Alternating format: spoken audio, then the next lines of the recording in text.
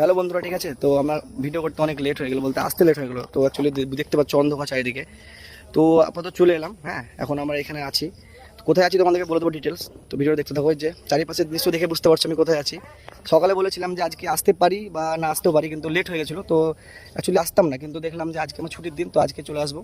তো আমি এখন এখানে উপস্থিত আছি, কিন্তু যে এখানকার মানে মালিক রাজীব দা, ঠিক আছে, তো এখন আসেনি, আসছে, আমরা ওয়েট করছি। তো আমি তার জন্য আপনাদেরকে দেখাচ্ছি। হ্যাঁ, এই যে দেখো, এই যে চারিপাশে এখন অন্ধকার, তো তার জন্য সেরকমভাবে আমি দেখাতে পারছি না, কিন্তু আমি কিছু গাছ নিয়ে যাবো। কাল সকালে ভিডিও পাবে কী কী গাছ নিয়ে যাবো।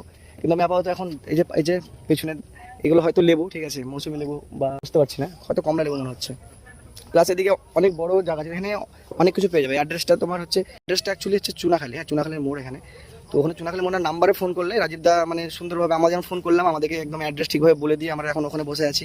হ্যাঁ, তো তোমরা যদি গাছ নিতে চাও, এখানে গাছ একদম সুন্দর সুন্দর গাছ আছে, আর হচ্ছে একদম গ্যারান্টি, মানে তোমার একদম ফল সুন্দর, তারপর ফলের সাইজ দেখবা তোমরা, ঠিক আছে। মানে আমি রাজীব দার ইউটিউব চ্যানেলের লিঙ্কও দিয়ে দেবো, তোমরা দেখে নেবা।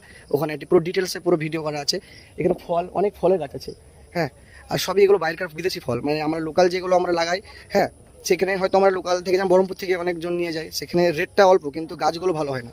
কিন্তু এখানে রেট তোমার সেম আছে, রেটটা হয়তো একটু বেশি হলেও গাছটা একদমই খুব ভালো, জেনুইন গাছ পাবে, ঠিক আছে। রাজীব দা একদম গ্যারান্টি দিয়ে গাছ মানে দেয়। আর আমাদের ওখানে নিয়ে গেছে, আমরা দেখলাম এগুলো, ভিডিও তো পুরো পুরো মানে সব আছে, ঠিক আছে। তো চলে এলাম বাড়ি, ঠিক আছে।